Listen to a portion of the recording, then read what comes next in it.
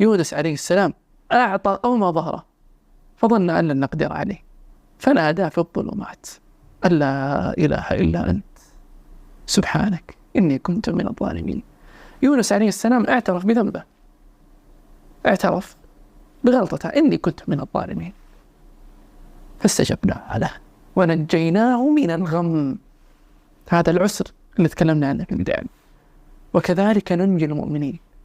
ترك يا إنسان بتعيش الغم وبتعيش الهم وبتعيش الحزن وبتعيش العسر على أشد مستوياته، لكن اعترف بذنبك واعترف بظلمك على نفسك وعد إلى الله سبحانه وتعالى، فوالله لن ينجيك أحد إلا الله سبحانه وتعالى. فأنت في دنيا الله وأنت في ملك الله وأنت تحت تدبير الله.